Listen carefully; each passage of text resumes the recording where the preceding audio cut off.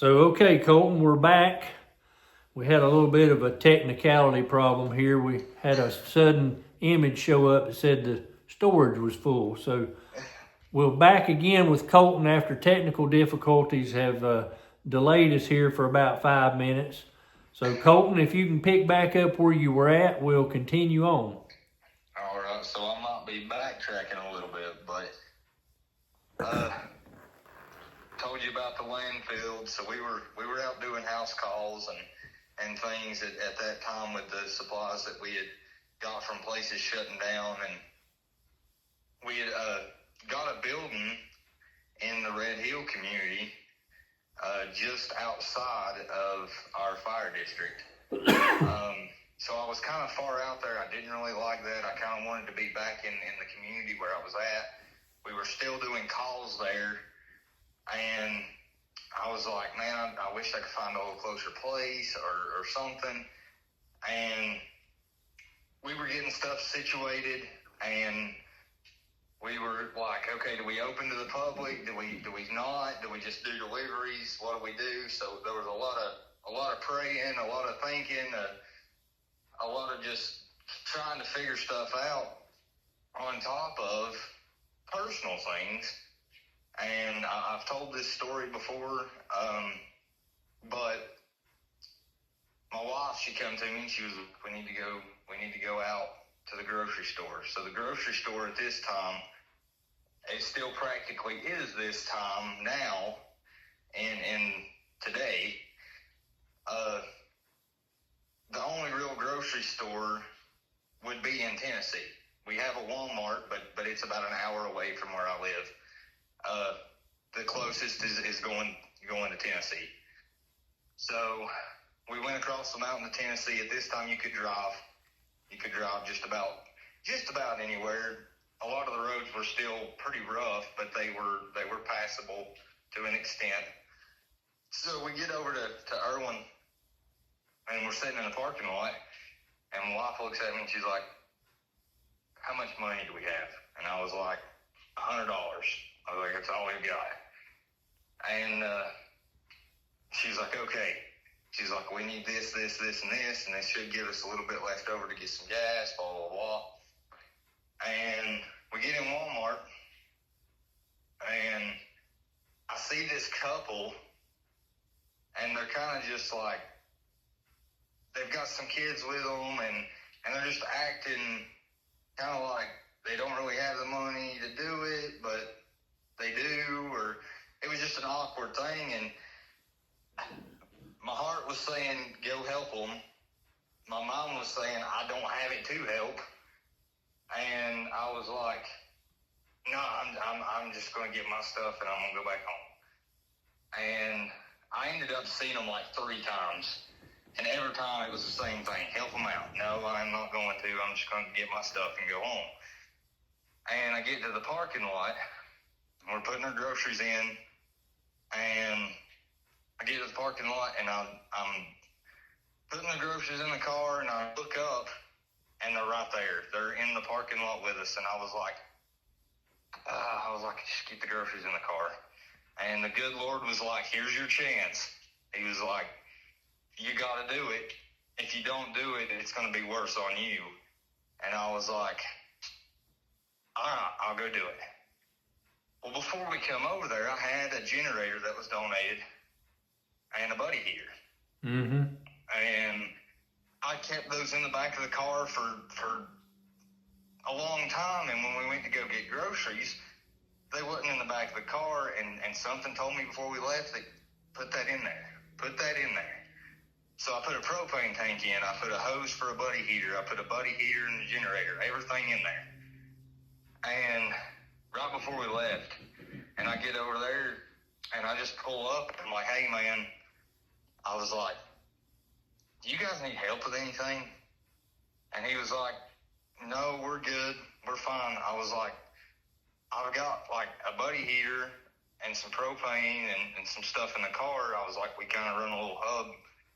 It ain't really got a name or nothing, but we kind of got one in North Carolina. I was like, you guys need any help? And he was like, man, we could use a buddy heater. And it was cold. I mean, it was wintertime.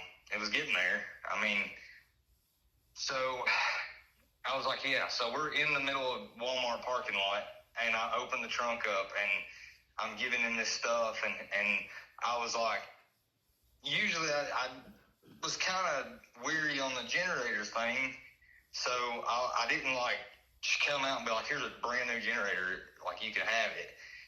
And something told me, was like, hey man, take the generator too. And I emptied the whole back of the car out, give it to him, and we're sitting there talking a little bit, and he's like, hey, he was like, thank you, you don't know how much this is going to help. He was like, we still, our power's on and off, this, that, and the other.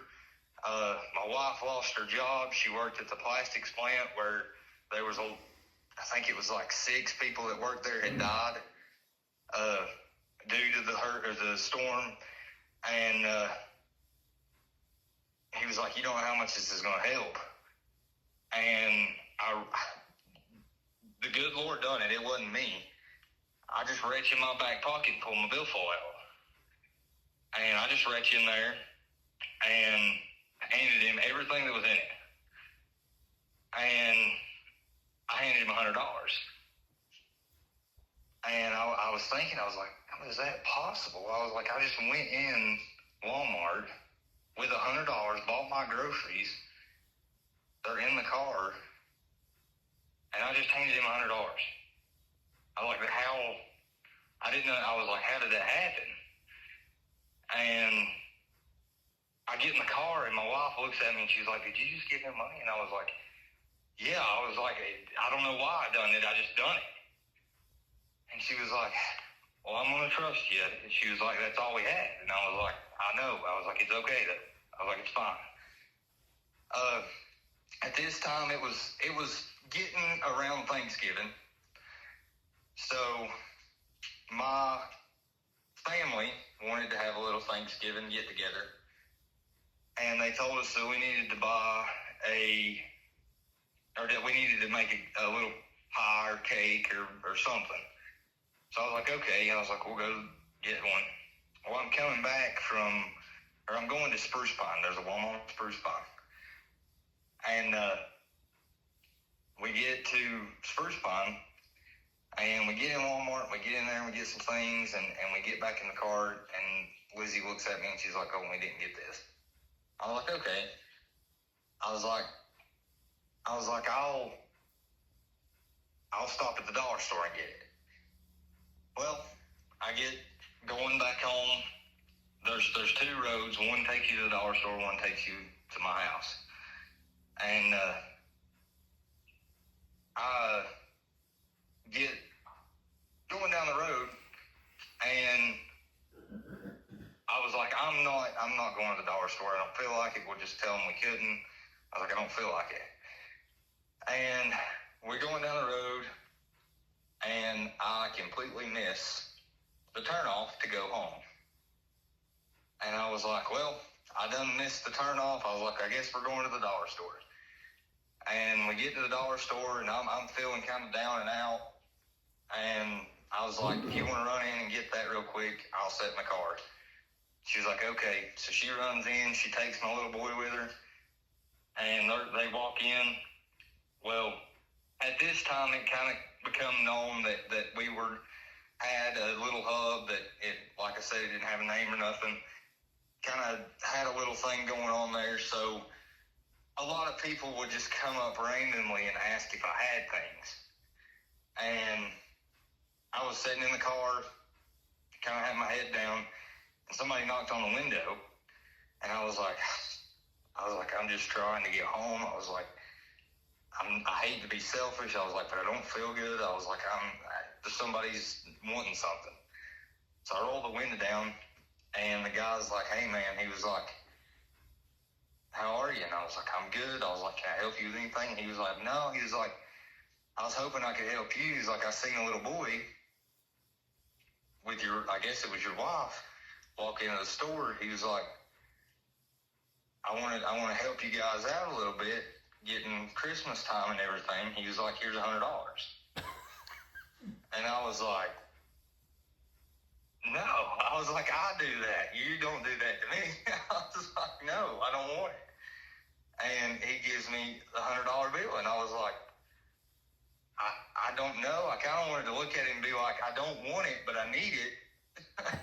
But I didn't. I was like, man, you don't have to do that. And he's like, I know I don't have to. I want to. And I was like, all right. So we got $100.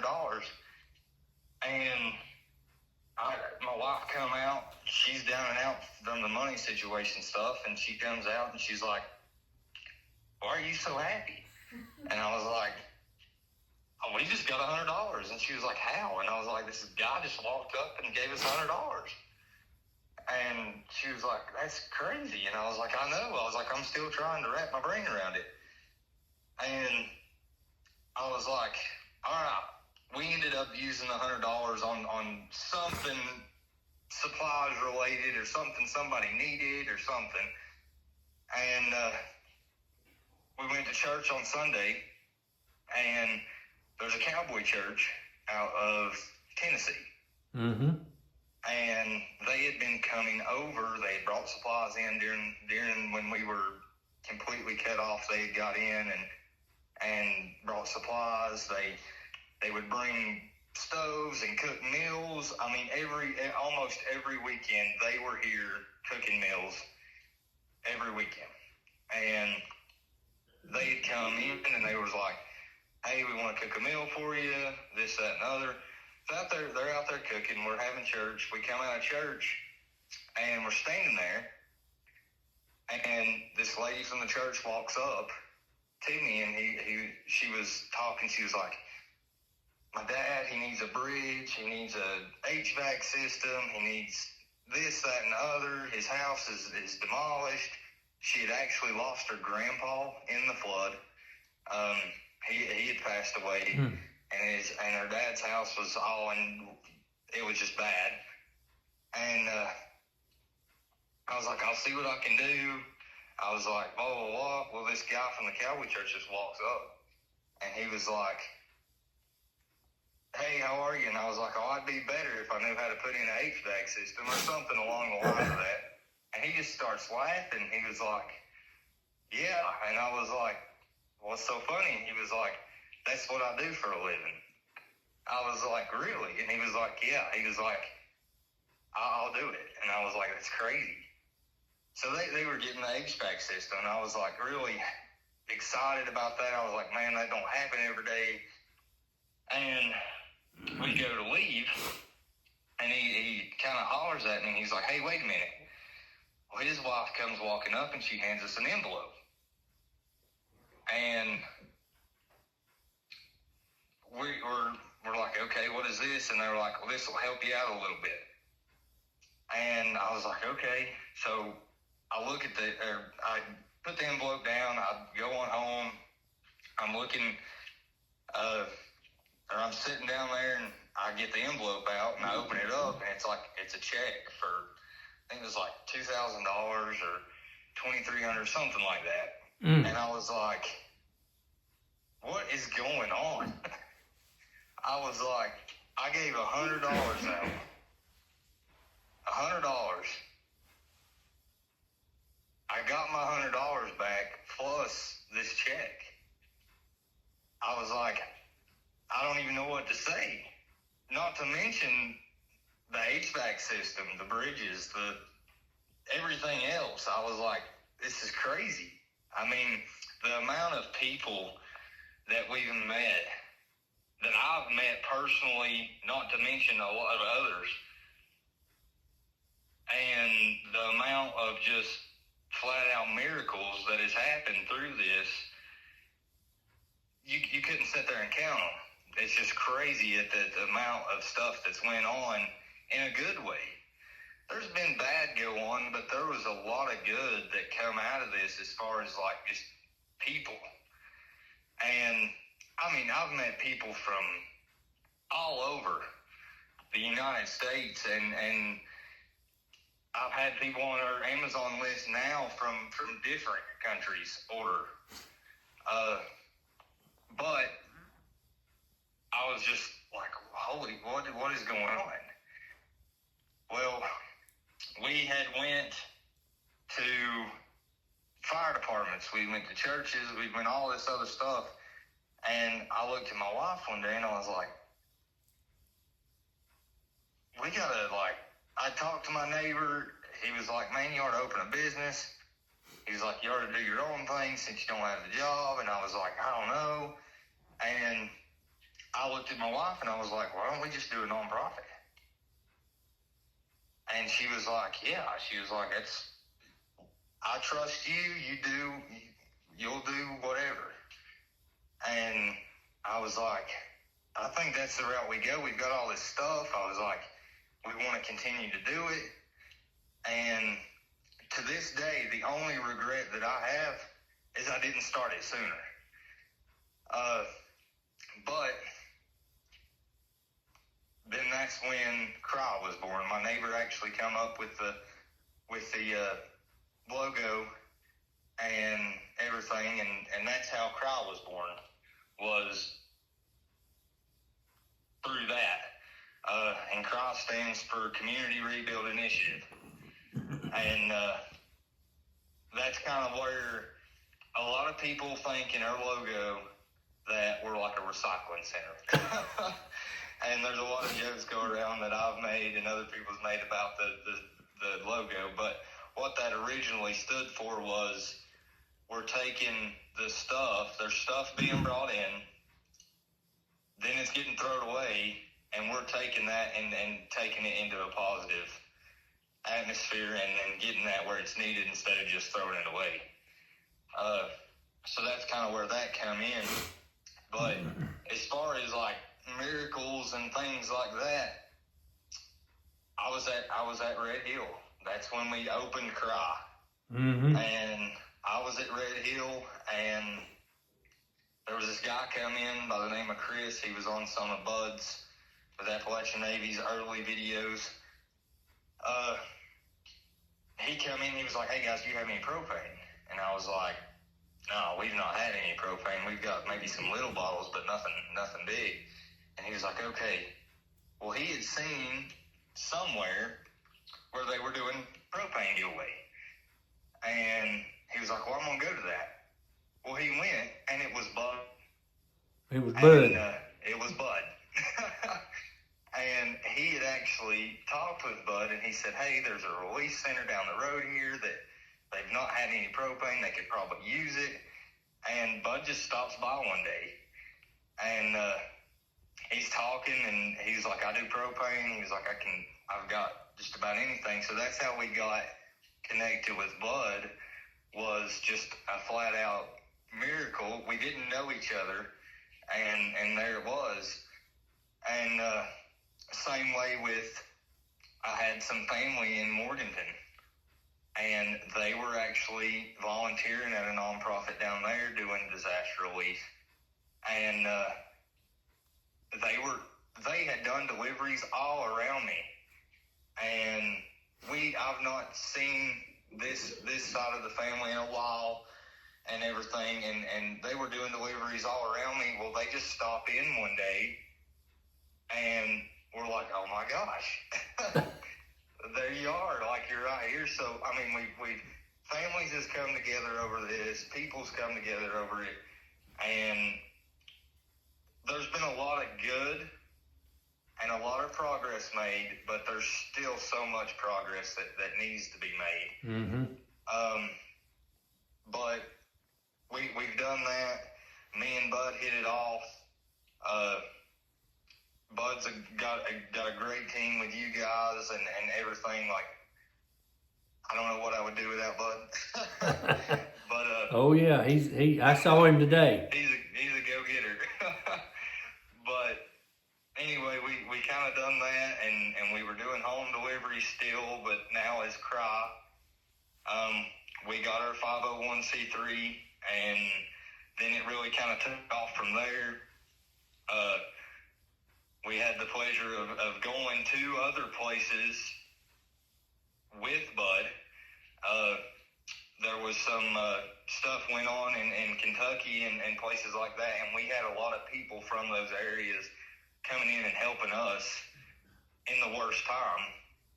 And some of the contacts that I'd made I knew that they had lived in the areas in Kentucky and places that Mm-hmm. were affected by those, and I was like, I need to help. So we actually done a donation drive for those places, separate from where for North Carolina stuff. And we got the pleasure of going up there and helping them with that. And we've actually made multiple trips to Kentucky, to Virginia, to West Virginia. We've done a lot of that. We are still actively doing deliveries in Tennessee. All people have to do is give us a call, or they can text us or anything like that, and we'll make deliveries to Tennessee. But we got our 501c3, got all that stuff straightened out, and it hit. We had to move buildings. Yeah, I remember that. Yeah, we had to move buildings. So I'm just looking, I'm like, oh my gosh, where are we going to go? There's no buildings around here. And a guy had heard that we needed a building. And we started talking to him, and he was like, man, if you can use it for that, that's what I want it used for. And that's where we're at now. So we're at the J.B. Wilson's old store. It used to be like a little convenience store, gas station that had shut down a good while back, and we went in and kind of, we didn't really renovate it. We kind of just got it working. Mm-hmm. We didn't have any power. They couldn't hook the power up because the power was the wires and stuff was so outdated. The panel boxes was outdated and everything, but we actually got a solar system donated to us. So we have 10 solar panels on the roof, and we have a solar generator inside with lights running off of it. When you walk in, you really can't tell the power's not on. It kind of just looks like it is. Nothing is hooked to the panel box or anything like that. But it's all run separately, but we have that. We still have some leaks every now and then that we got to deal with, but for the most part, we're doing pretty good on that. But we've done that. We're sitting there and we're talking about all the people we've met and all this other stuff. Another really good group that has helped us out a lot is Day 41 Disaster Relief. Yep. They're out of Ohio. So there's a lot of stories to tell about them, but we actually met them, and when I think of Day 41 and Bud and my cousin, she's not with the group that she was with now, but she does still help with us and different things. But when I think of those people, and I am family with my cousin, of course, but when I think of like Bud and Day 41, it was kind of like, we're family. It's like it's kind of like my older brothers, I guess you could say. But it's just really, it's crazy how I've never met these people before in my life, and we meet and we talk for just a little bit, and it's like we've known each other forever. Oh yeah. And I feel like I can call them right now. If I need something, I can call them right now, and they would answer the phone, or at 3 o'clock in the morning. And I hope they feel the same way about me. But with us, that's who I rely on. Mm-hmm. And I rely on people like your followers and people that follow us on Facebook and stuff, because without them, we couldn't do anything. Right. We could do a little bit, but not on the scale that we're doing. I mean, now we've opened up things where we're getting supplies for people to rebuild their house. We're getting things for people to put in their new house. We're moving campers. We've got campers going here and there. We've got regular everyday supplies going out the door, food, serving food. I mean, it's just, there's so much going on. We couldn't do that without everybody chipping in and helping. Mm-hmm. We could just do a small scale of that. But the update on getting closer to now, we were running out of money. So I was getting to the point where I couldn't pay my personal bills and keep Cry up, just working with Cry because nobody got paid. We were all volunteers. Right. And so I told my wife, we talked, we prayed about it, and I was like, I'm going to get a job. I'm going to get a part-time job. So that's what I've done. So I'm working now. 90% of the time when I get off, I leave in the morning and go to work, and 90% of the time I get off work and I'm going to another job for Cry. So it's not ending. even at work, I'm taking phone calls for Cry. So it's not ending, and I tell people, I've said this for a long time, we're not going anywhere. We're just getting started. I tell people too that if you ever wonder about how disaster relief and how this stuff feels, I encourage people to want to volunteer for that, and help out and do what they can, even if that's not a lot. Just do what you can. Mm-hmm. We have work days. As far as Cry go, we have work days. We try to do those when we need them. We have one coming up to clean some stuff up that was left behind by the storm, and it's just, like I said, I forgot more than I experienced, and I don't know, it's just been crazy. What kind of stuff are you needing that's like regular stuff that you might not be getting a whole lot of, but there's a big demand for? What's the big needs right now? So the food kind of slowed down a little bit as far as us getting it in. It's still going out the door. We had a shortage of water. My cousin from Morganton actually had some, so she brought us some up. So that's going to get us by for a little bit, but I would still say that water is a need. Okay. Something that we've been talking with Bud and Day 41 and different people is we're going to start, as of now, we're going to try to start going ahead and preparing for the winter. So we've got fire extinguishers and stuff like that, like we did last year, going back on the list for disaster relief. Another big item that we've kind of come down on as far as what we had to now is first aid kits. Mm-hmm. We're getting a lot of gauze and stuff like that, but a lot of the stuff that we've got in that line of things has been either opened or they're just separate individual Band-Aids and stuff, so we try to get those that.